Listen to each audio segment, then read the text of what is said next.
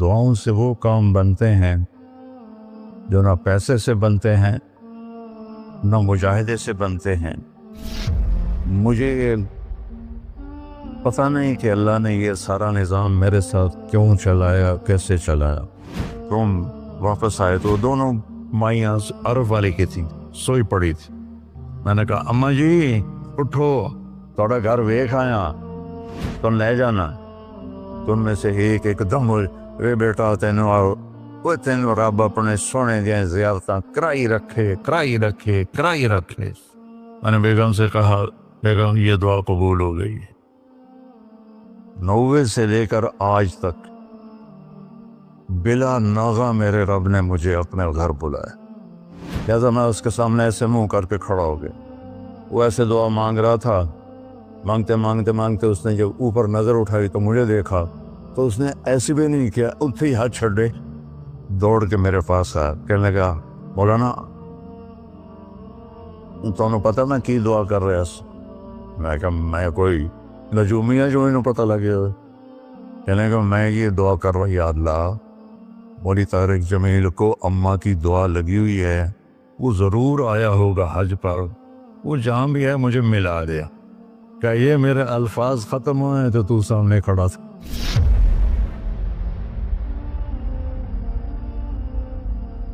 دعاؤں سے وہ کام بنتے ہیں جو نہ پیسے سے بنتے ہیں نہ مجاہدے سے بنتے ہیں۔ مجھے پتہ نہیں کہ اللہ نے یہ سارا نظام میرے ساتھ کیوں چلایا، کیسے چلایا۔ یہ ایک واقعہ کی طرف میرا ذہن جاتا تھا۔ سردی شدید تھی اور ریمنڈ سنسان ہوتا تھا۔ باہر بازار میں 2 ہوٹل تھے، ایک چائے کی دکان تھی۔ میں برآمدے میں کھڑا تھا تو میرے استاد صاحب رحمۃ اللہ علیہ مولانا عبدالرحمن، انہوں نے کروٹ بدلی کیا، تو ان کے قریب دوسرے استاد لیٹے ہوئے تھے، مولوی احمد بٹلہ صاحب۔ کہنے کہ مولانا کیا ہوا؟ کہنے کہ سر میں بہت درد ہے۔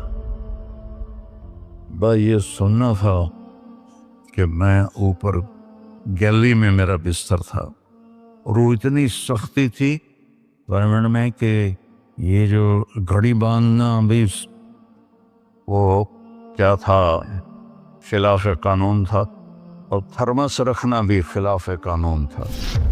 مجاہدہ ٹھنڈی چاہ پیو، تو 2 لڑکوں نے تھرموس چوری رکھا ہوا تھا، وہ میں ایک کو میں نے جا اٹھایا، میں نے بوئے تھرموس کے تھے، کہتا وہ پڑا ہوا ہے، وہ پڑا۔ تو میں نے اس سے اٹھایا، بغل میں ڈالا اور میں نے بازار کی دوڑ لگا دی۔ 10 بج رہے تھے اور 10 بجے سنوٹا 250-300 کا تو مجمع ہوتا تھا ریمنڈ۔ میں کہا یا اللہ کوئی دکان کھلی ہو، یا اللہ کوئی دکان کھلی ہو۔ تو میں ننگے پاؤں، دسمبر کا مہینہ تھا، میں ننگے پاؤں دوڑا اور میں نے دیکھا تو وہ چائے کی دکان کا دروازہ بند تھا اور روشنی آ رہی تھی۔ میں نے کہا یہ لگتا کھلی ہوئی ہے، تو میں نے اس کے کواڑ ایسے کیے تو وہ کھل گیا۔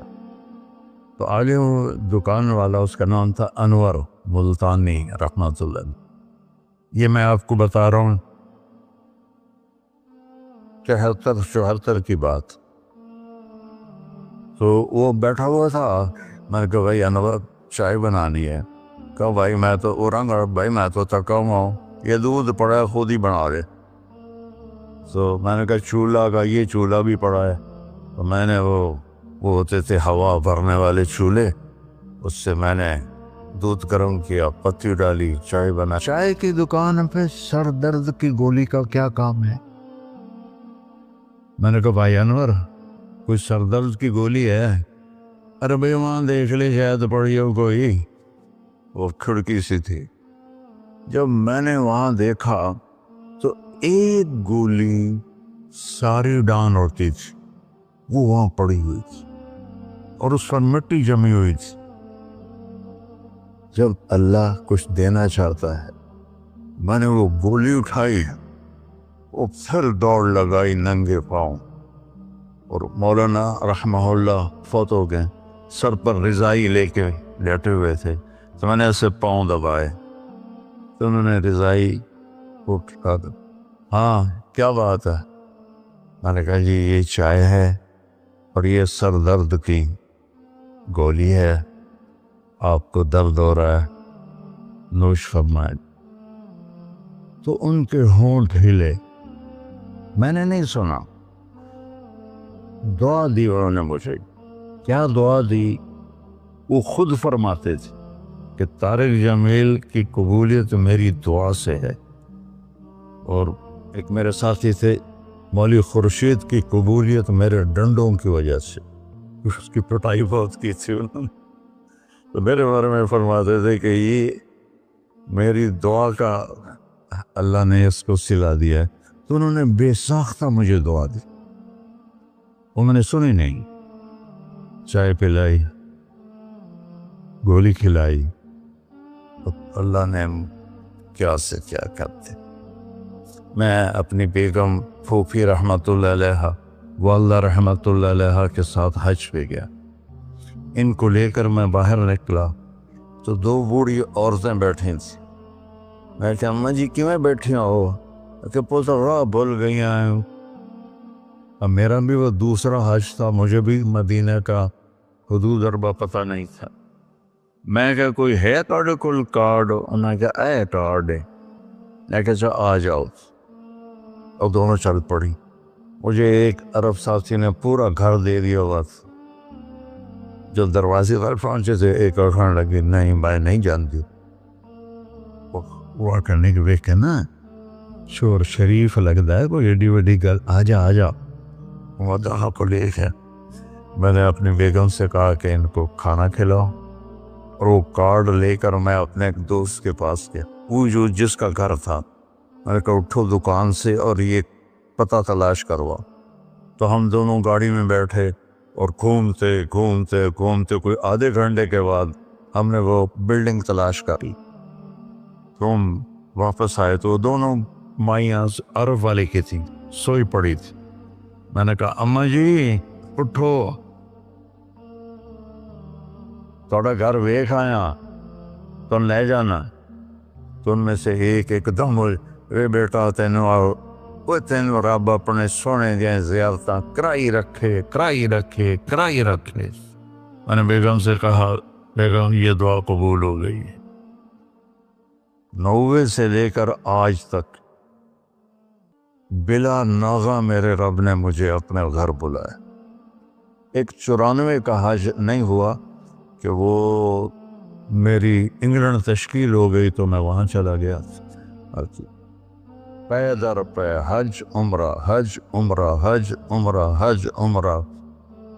یہ 3 سال کووڈ کے جو آئے تھے نا، وہ ناغہ ہے۔ تو میں ہمیشہ کہتا تھا کہ اماں دی دعا۔ اب ایک مزیدار قصہ سنا کے پھر نماز پڑھنی میں طواف کر رہا تھا، تو میری نظر پڑی جواد وسیم پر۔ وہ مقام ابراہیم پر نفل پڑھ کے نا بیٹھ کے دعا مانگ رہا تھا، تو میں وہاں کھڑا ہو گیا۔ میرے ساتھی نے کہا طواف پورا کرنا بھی ہے۔ میں کہا پتہ نہیں اٹھ کے کتنے چلا جاوے، لہٰذا میں اس کے سامنے ایسے منہ کر کے کھڑا ہو گیا۔ وہ ایسے دعا مانگ رہا تھا، مانگتے مانگتے مانگتے اس نے جب اوپر نظر اٹھائی تو مجھے دیکھا، تو اس نے ایسے بھی نہیں کیا، اتھے ہی ہاتھ چھڑے دوڑ کے میرے پاس آیا، کہنے لگا مولانا تمہیں پتہ میں کی دعا کر رہا سا؟ میں کہا میں کوئی نجومی ہے جو انہوں پتہ لگے ہوئے؟ کہنے لگا میں یہ دعا کر رہا، یا اللہ مولوی طارق جمیل کو اماں کی دعا لگی ہوئی ہے، وہ ضرور آیا ہوگا حج پر، وہ جہاں بھی ہے مجھے ملا دیا۔ کہ یہ میرے الفاظ ختم ہوئے تو تو سامنے کھڑا تھا۔ تو اس میں آپ کو دعائیں ملیں گی بڑی زبردست۔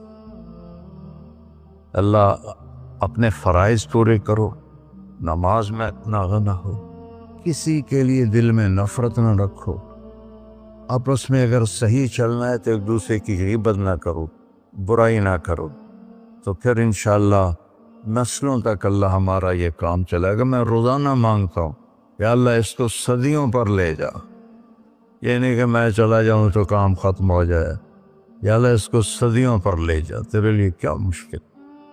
تو میں آپ سب کا شکر گزار ہوں، اور یہ جو انہوں نے اتنا خوبصورت انتظام کیا ہے اس پر بھی انتظام والوں کا بڑا شکر گزار ہوں۔ پتہ ہے اس بستی کا نام کیا تھا پرانا؟ ڈل لالا۔